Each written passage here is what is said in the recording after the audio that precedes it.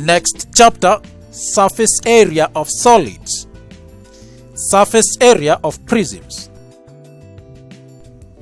Prisms are solids that have uniform cross-section. They are named according to the shape of the cross-section.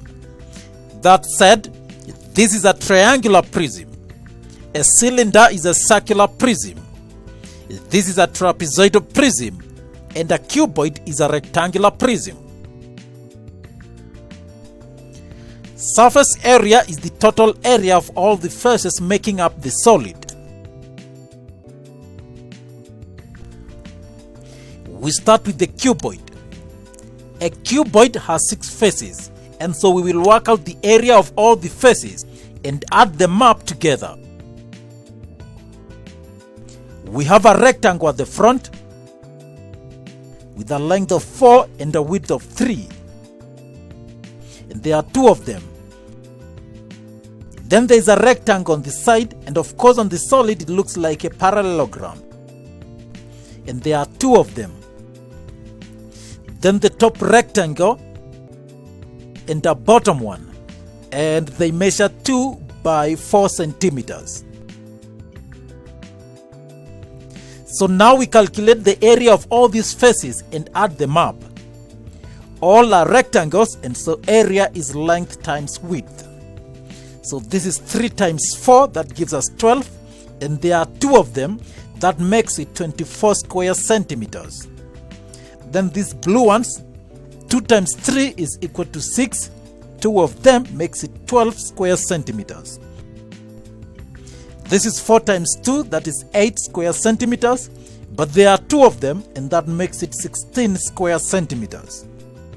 And so the total surface area is 24 plus 16 plus 12, and that gives us 52 square centimeters.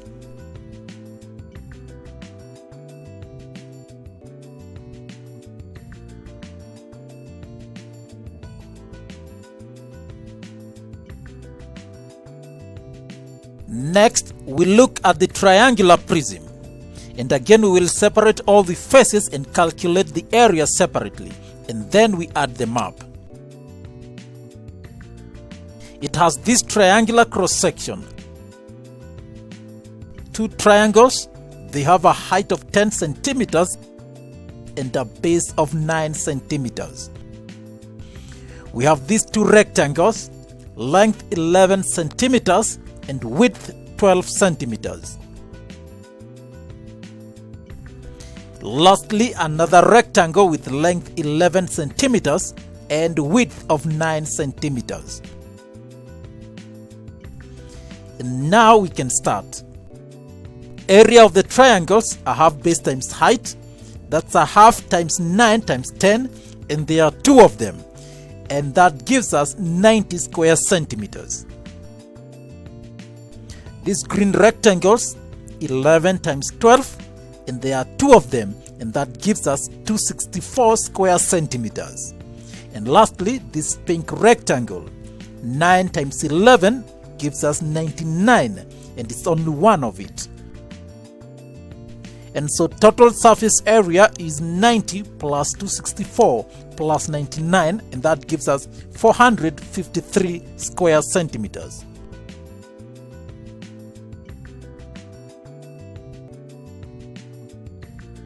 And then we go to the trapezoidal prism and do the same.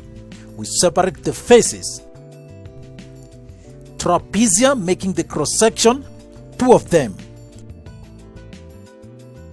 1 base rectangle, a top rectangle, and 2 equal rectangles. This is 8, this is 4, this is 9, and length 8. The base is 13 by 8 centimeters. Trapezium is 13 at the bottom and 9 at the top. Okay, now we calculate the areas. This blue rectangle, 8 times 9 is 72 square centimeters.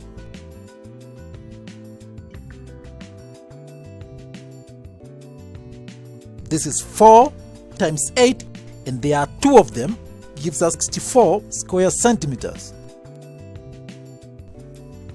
The trapezia area is a half a plus b times height. That gives us a half. 9 plus 13 times 10, and there are 2 of them. That gives us 220 square centimeters. Lastly, the yellow rectangle, 13 times 8 gives us 104 square centimeters.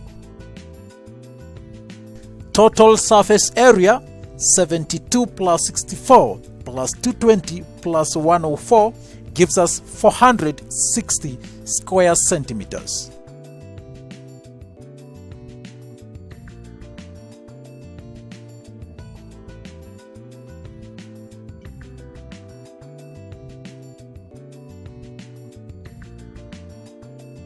Next solid, cone. The solid obtained by rotating a right-angled triangle about one of its sides other than the hypotenuse is called a cone or a right circular cone. A cone is a pyramid with a circular base. AB is the perpendicular height edge of the cone. BC is the radius r of the base of the cone, and AC is called the slant height L of the cone. According to Pythagoras' theorem, h squared plus r squared is equal to L squared. The total surface area of a cone is equal to the area of the curved surface plus the area of the circular base. The curved surface area of a cone is obtained from the sector of a circle. We have learnt about the sector of a circle. A cone is formed by bringing 2 radii so that they coincide with each other side by side.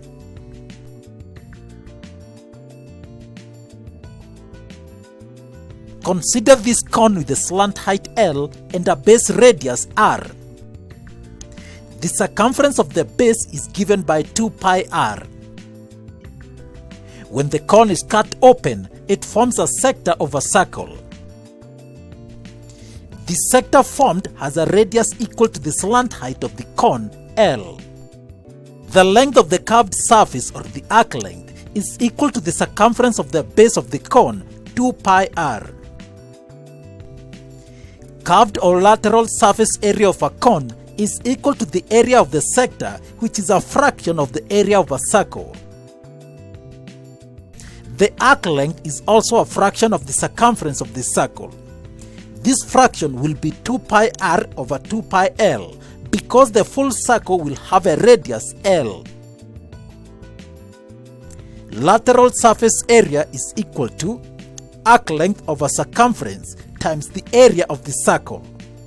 That is 2 pi r over 2 pi l times pi r squared, and that gives us pi rl. And so the curved or lateral surface area of a cone is given by surface area is equal to pi rl.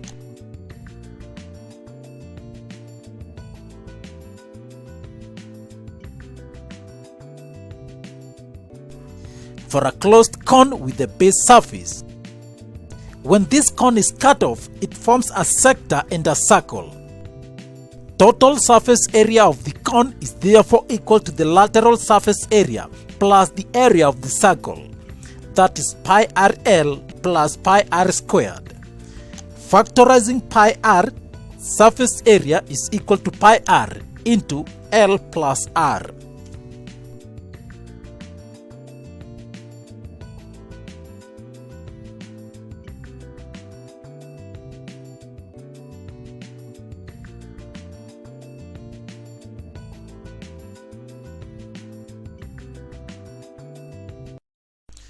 Let's take an example.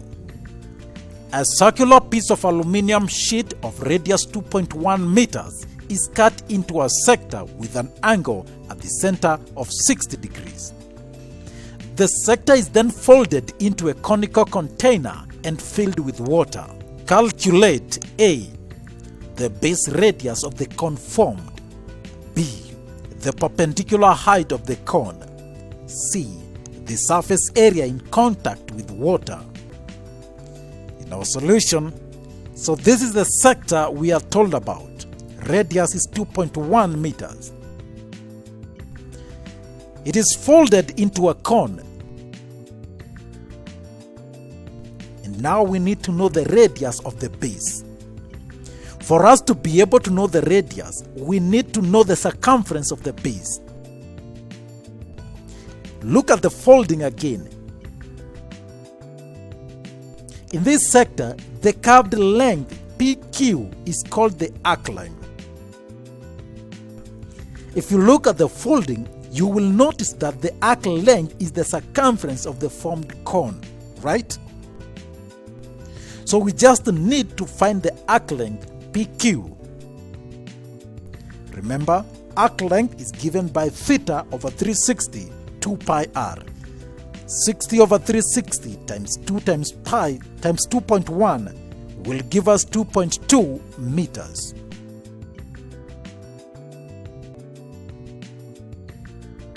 So the circumference of the base is 2.2 meters. Now we can find the radius. Circumference is given by 2 pi r. If we equate 2 pi r to 2.2 and solve for r, we'll find r is equal to 0.35 meters.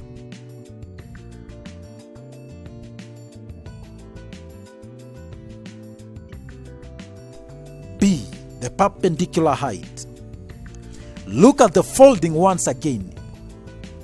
You realize the radius of the sector becomes the slant height of the cone, L. So we have 2.1 meters here. If we draw these lines here, you will notice that a right-angled triangle is formed, and from Pythagoras' theorem, L squared is equal to h squared plus r squared. Therefore, h squared is equal to L squared minus r squared. If you solve that, h is equal to 2.07 meters.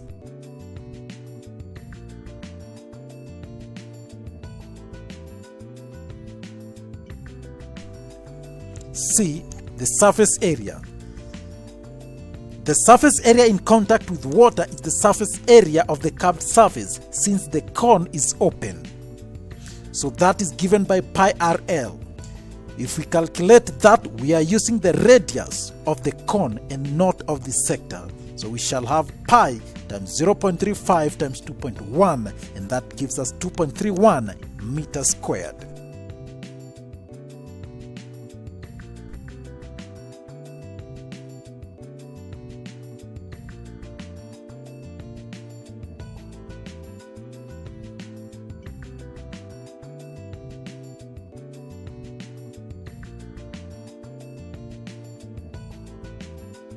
Next, frustums. A frustum is obtained by chopping off a cone at a given height above the base. This also results in formation of a smaller cone. An important thing to know is that the smaller cone obtained is similar to the original cone, and therefore the ratio of the sides is proportional. Consider a large cone of radius r capital, perpendicular height h capital, and a slant height L capital. This is chopped off to obtain a smaller cone of base radius r small, perpendicular height h small, and a slant height L small. It follows that r capital over r small is equal to h capital over h small and is equal to L capital over L small. If you remember in similar figures, we called this linear scale factor. If you square the linear scale factor, you obtain the area scale factor, and so if we know the area of one of the cones, we can find the area of the other. So r capital over r small squared times the area of the small cone is equal to the area of the large cone, or r small over r capital squared times the area of the larger cone will give us the area of the smaller cone. The same will follow for slant height. I'm using the curved surface area only because the cone may or may not be closed at the base. If closed, we calculate the area of the circle separately. The surface area of the frustum is equal to the area of the curved surface plus pi r squared plus pi r squared if it is closed both at the top and bottom. The curved surface area is equal to the area of the big cone minus the area of the small cone.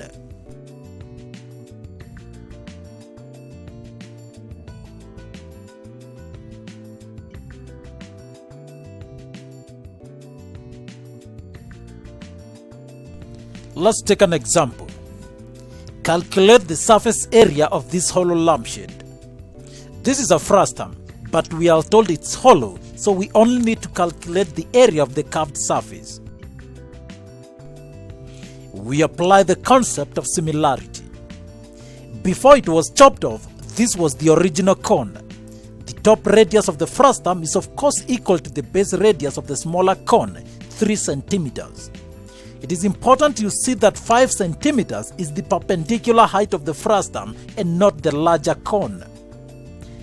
Because surface area is equal to pi rl, we need to find L, the slant height.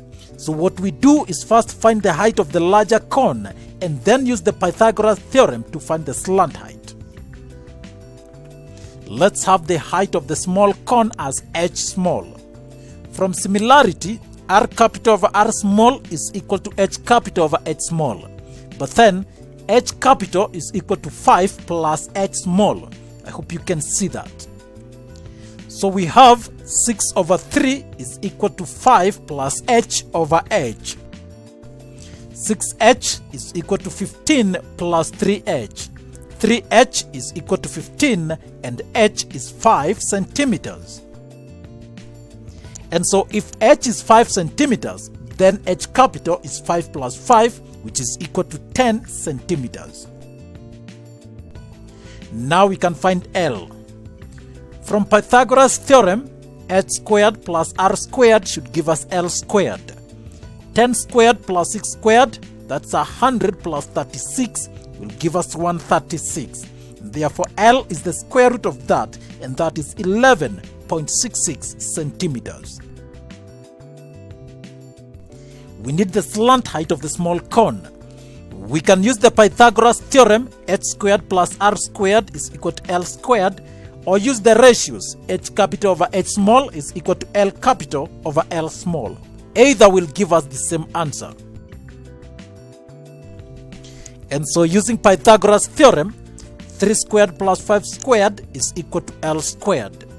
9 plus 25 will give us 34. Square root of that will give us 5.83 centimeters. Alternatively, we use the ratio method.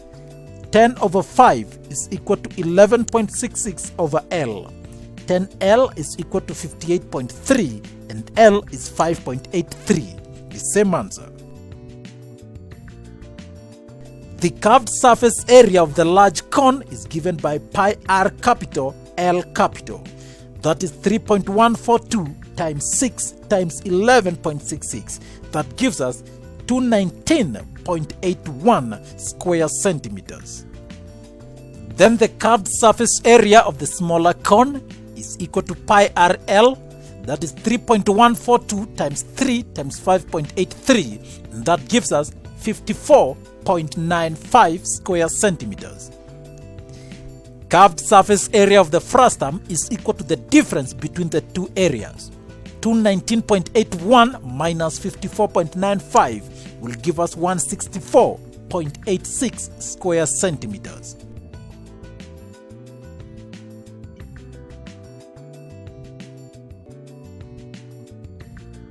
An alternative method, when we go to the area of the large cone, we could have used the area scale factor to find the area of the small cone. The linear scale factor is L small over L capital because we are going from the large cone to the smaller cone. Area scale factor is equal to 5 over 10 squared. And so 5 over 10 squared times 219.81 should give us the area of the smaller cone. 5 over 10 is 1 over 2. Square of that is 1 over 4. We multiply that by 219.81 and we get 54.95 square centimeters. The same answer we got.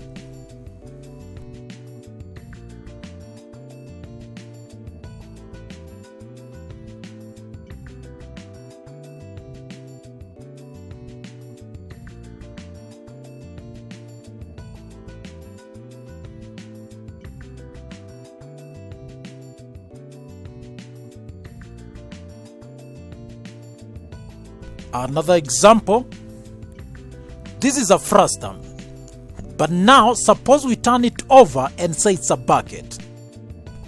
We can find the surface area. Common sense will tell you that a bucket is open at the top, so we need the surface area of the curved surface and the small circular bottom. If this is 21 centimeters, this is 14 centimeters, and the slant height is 18 centimeters, we can find the surface area. We start with the curved surface area. Now imagine the original cone. This would be the slant height L. We find the entire slant height L capital. From similarity, R small over R capital is equal to L small over L capital. But then L capital is equal to L plus 18. And so 14 over 21 is equal to L over L plus 18.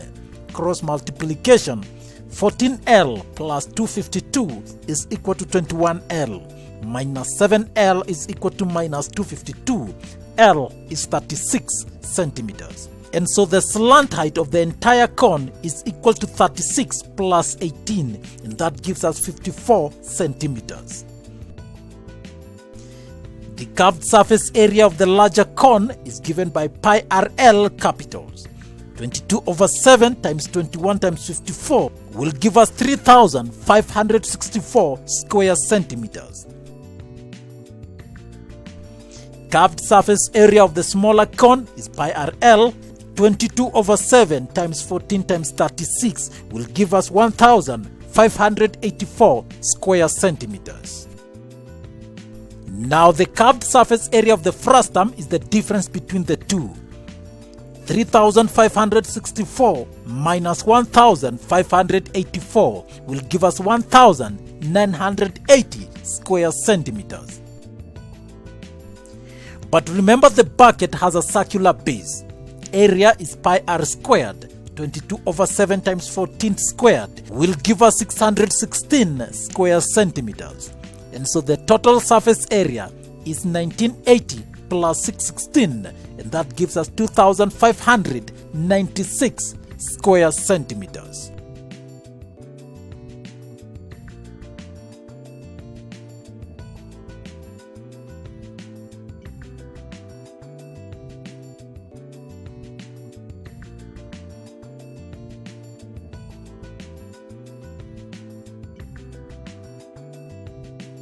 Now, there is another method for calculating the surface area of a frustum, but it may not be very common in textbooks. Consider a frustum with base radius r capital, top radius r small, height h, and slant height L. The surface area of the curved surface is given by pi L into r capital plus r small. Notice that L here is the slant height of the frustum and not the entire original cone. If L is not given, it can be calculated using this relationship. L is equal to square root of h squared plus r capital minus r small square of everything. If the frustum is closed both at the top and bottom, then we also add the surface areas of the circles. And so the total surface area of a closed frustum is given by pi L into r plus pi r squared plus pi r squared. Let's try that with the bucket. We had been given L, and so we don't need to calculate it. We only have the small circular base, and so the total surface area will be pi L into r plus pi r squared. 22 over 7 times 18 into 21 plus 14 plus 22 over 7 times 14 squared. The curved surface area will be 1,980, and the area of the small circle will be 616 square centimeters, the total of which is 2,596 square centimeters, the same area we had obtained.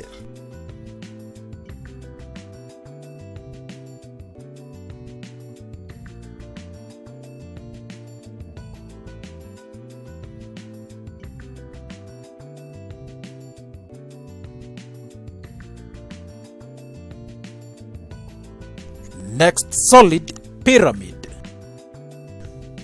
This is a square pyramid. Square because the base is a square of sides 12 centimeters. The other surfaces of a pyramid are always isosceles triangles.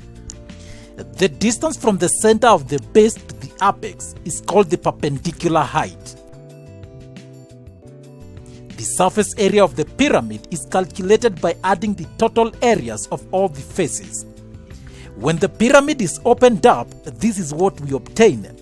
This is the net of the pyramid, and so we find the areas.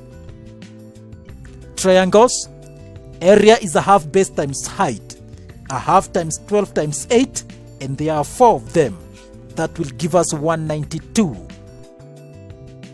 The square, 12 times 12 gives us 144. We add the 2 and we get 336 square centimeters. Now, the base of the pyramid could also be a triangle. So this is a triangular pyramid. The surface area is calculated in the same way. We find the area of all triangles and add them up. The base is an equilateral triangle of sides 10 centimeters. Using Heron's formula, S is equal to 10 plus 10 plus 10 over 2, which gives us 15. The area is equal to square root of 15 times 15 minus 10 times 15 minus 10 times 15 minus 10. That gives us 15 times 5 times 5 times 5. That gives us 1,875. Square root of that is 43.3. And so the area of the base is 43.3 square centimeters. The other 3 triangles, area is a half base times height. A half times 10 times 12, and there are 3 of them. That gives us 180. If you add the 2, we shall get 223.3 square centimeters.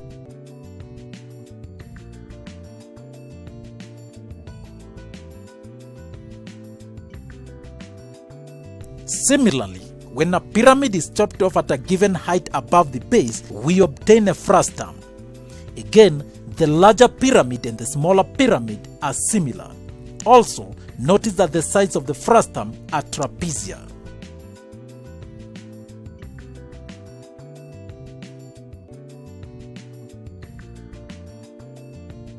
The last solid, sphere. We will perform a procedure that will help us understand the surface area of a sphere. Consider a sphere having a radius r units. We roll a thread around the surface of the sphere without overlapping or spacing between the threads.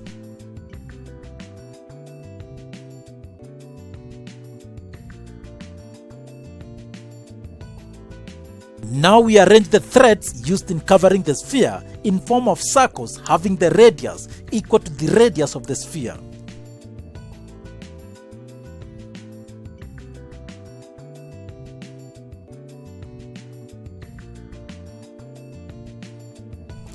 You will notice that the thread used for covering the surface of the sphere is equal to the sum of the areas of 4 circles of the same radius. And so the surface area of a sphere is given by the formula surface area is equal to 4 pi r squared, where pi r squared is the area of a circle.